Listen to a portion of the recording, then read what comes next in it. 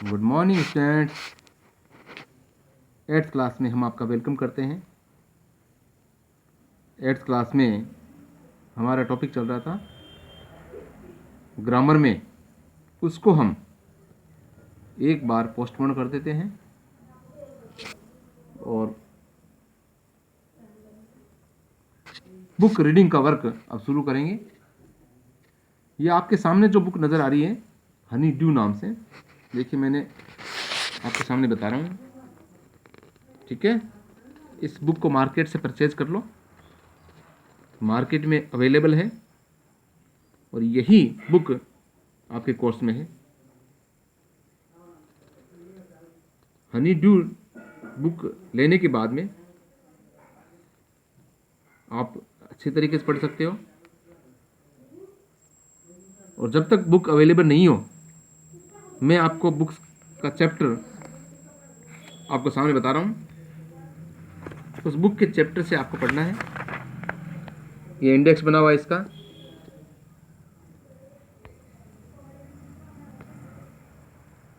इस इंडेक्स में देखिए चैप्टर दिए हुए खूब सारे, इसमें पोइट्री भी है और कुछ आपके कोर्स में नहीं है, वो मैं आपको नहीं करवाऊंगा और सारी डिटेल्स मैं बताऊंगा आपको। लेकिन प्रेजेंट में जो आप में पढ़ना है वो आपके सिलेबस में है, जो मैं पढ़ाऊंगा वो सिलेबस में होगा।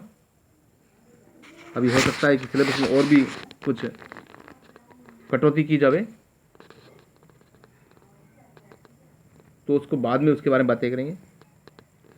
फिलहाल फर्स्ट चैप्टर जो है the best Christmas present in the world, इस चैप्टर के बारे में बात करेंगे।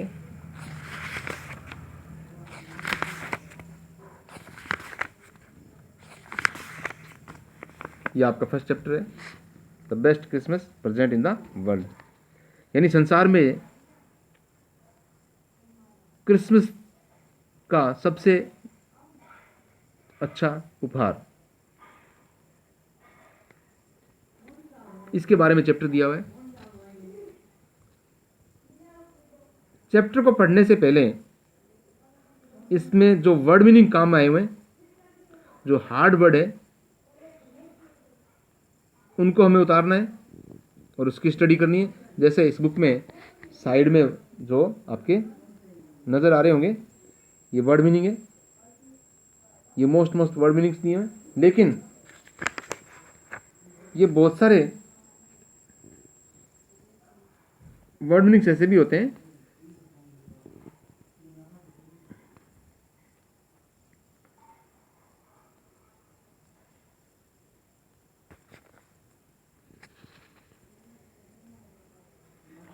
जो इसमें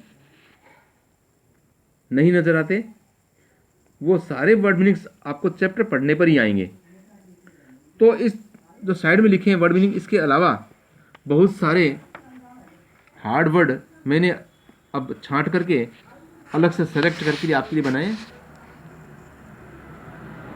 उसको हम पढ़ेंगे।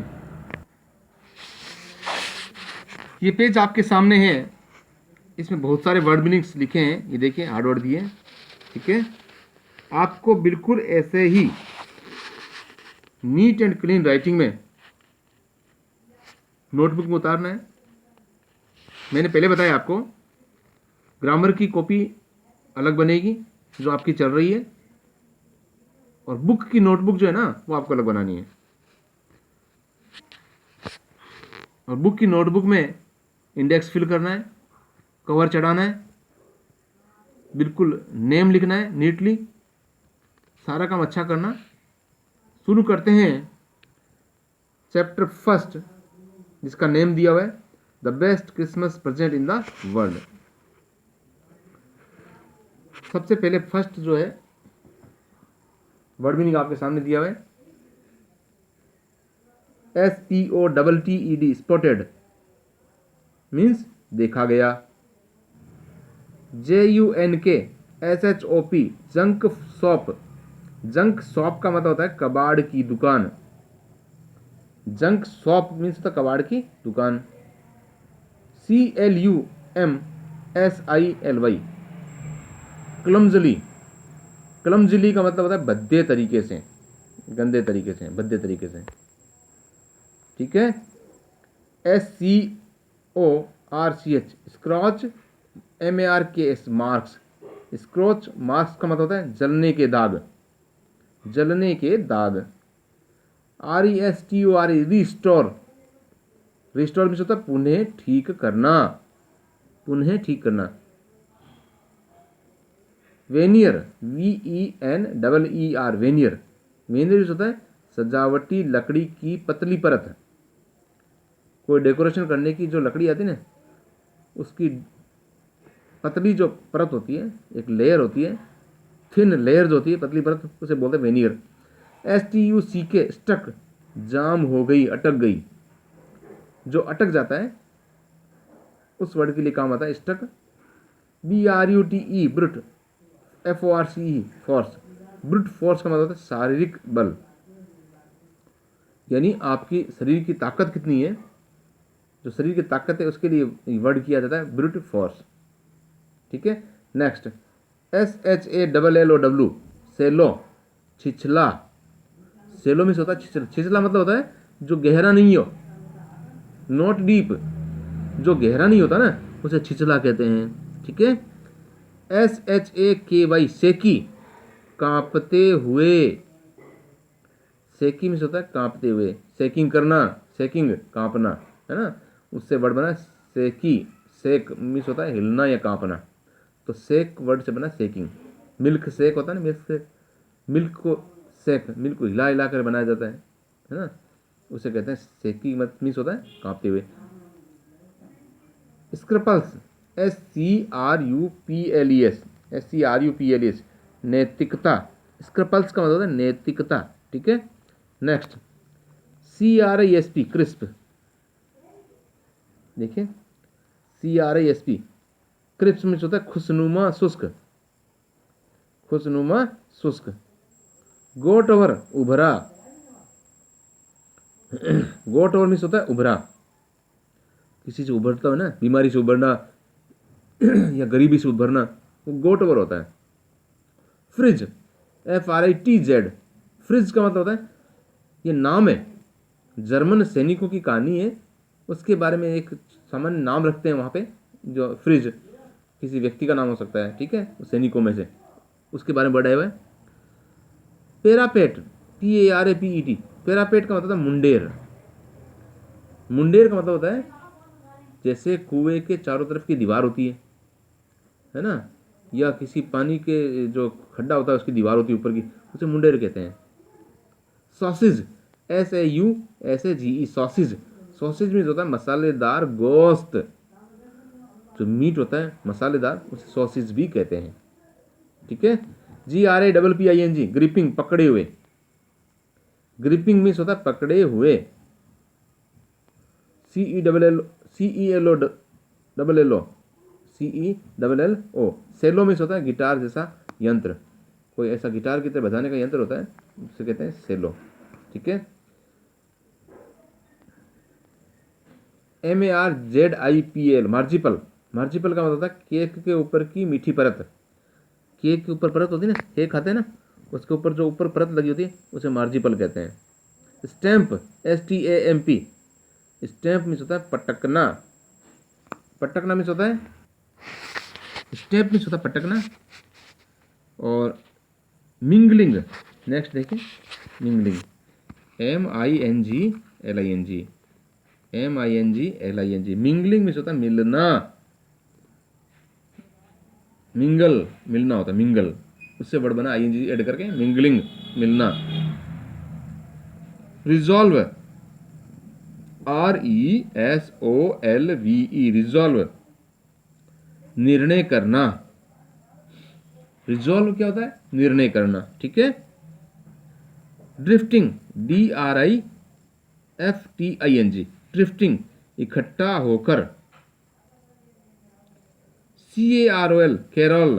कैरोल क्या होता है, ईसाइयों का धर्म गीत होता है। जो क्रिश्चियन जो लोग हैं वो एक गीत गाते हैं, एक तरह से एक साथ जो है समूह गीत गाते हैं, कोरस के रूप में मिलकर के गीत गाते हैं, उसे कहते हैं कैरोल। CHORUS कोरस, समूह गीत। जो ग्रुप में जैसे प्रेयर करते हैं ना, आप लोग प्रेयर करते हैं तो प्रेयर को कोरस बोलते हैं। एक साथ जो इकट्ठा होकर गीत गाए जाते हैं उसे कोरस कहते हैं। SHELL शेल, आवरण। किसी का भी अगर उसके ऊपर आवरण चढ़ा हुआ है, खोपड़ी जिसे कहते हैं, तो खोपड़ी मतलब शेल, एक तरह से खोपड़ा हमारा मस्तिष्क का बचाव करता है। तो शेल, SHELL शेल में होता है आवरण, ये ढका हुआ जो हिस्सा होता है। Hallway, HALLWAY, hallway, hallway, it means बरामदा। हॉलवे मीन्स होता है बरामदा। ठीक है, नेक्स्ट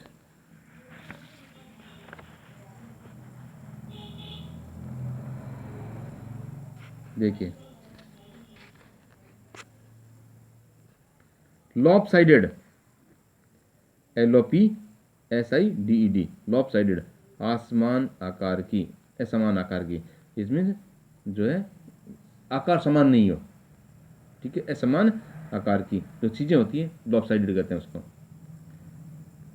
मिन्स पाई, MINSEPIE, मिन्स पाई मीन्स होता है मांस का कोई भी नाश्ता, या कचौरी की तरह, पकौड़ी की तरह। इस तरह पाई जो होता है ना, एक खाने का नाश्ते के रूप में होता है, कचौड़ी पकौड़ी की तरह। तो इसका मीन्स पाई मीन्स होता है मांस की पकौड़ी। ठीक है, आगे देखिए, conservatory, conservatory CONSERVATORY, conservatory means होता है उद्यान, बगीचा। ठीक है, उसे कंजर्वेटरी कहते हैं। Wicker chairs, WICKER, wicker chairs, CHAIRS, chairs. Wicker chairs means होता है सूखे बांस की कुर्सियां। चेयर्स तो कुर्सियां होती है, विकर मीन्स होता है सूखे बांस की, जो सूखे बांस की खपच्चियां, खपच्चियां या कटिंग करके जो बांस की कुर्सियां बनती है, पहले बनती थी, आजकल बहुत कम बनती है, तो उसे विकर चेयर्स कहते हैं। पॉटेड प्लांट्स, गमलेदार पौधे। पॉटेड प्लांट्स मतलब गमलेदार पौधे, यानी जो गमले में लगे हुए पौधे जो होते हैं ना, जो छोटे छोटे पौधे गमले में लगाते हैं, उसे पॉटेड प्लांट्स के नाम से बोला जाता है। ठीक है, तो ये सारे वर्ड मीनिंग्स हैं। इन वर्ड मीनिंग्स को आपको नोटबुक में बिल्कुल नीट एंड क्लीन राइटिंग में उतारना है। मैं फिर एक बार आपको दिखाने की कोशिश करता हूँ, अगर किसी के बीच में कोई वर्ड नहीं आता आपको, तो आप दोबारा इसको देख सकते हैं, रिपीट करके देख सकते हैं, कैसे भी देख सकते हैं। तो इतने सारे वर्ड मीनिंग्स आपके सामने दिए हैं, तो आप सबको इनको फेयर बुक में, जो नोटबुक बताई मैंने आपको, उसको करना है, और करने के बाद में आपको इसको लर्न करना है। ठीक है, और इसके अलावा जब आपके चैप्टर पढ़ाएंगे, जब आप चैप्टर की स्टडी करोगे, तो इस चैप्टर में बहुत सारे वर्ड मीनिंग और भी आएंगे। ठीक है, तो बहुत सारे वर्ड मीनिंग आएंगे, तो उनको हम साथ में और रीड करते रहेंगे, और उनके ट्रांसलेशन बताता रहूँगा, मीनिंग बताता रहूँगा आपको। तो उससे क्या होगा, इसमें जो बचे हुए वर्ड मीनिंग है उसको भी हम समझ जाएंगे। ठीक है, तो ये क्रिसमस के उपहार वर्ल्ड में सबसे बेस्ट कौन सा होता है, उसके बारे में बताया जाएगा, और इसको पढ़ेंगे।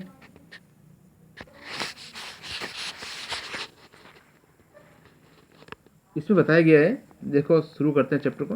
बिफोर यू रीड, पढ़ने से पहले, देयर आर सम डेट्स और periods of time in the history of the world that are so significant that everyone knows and remembers them.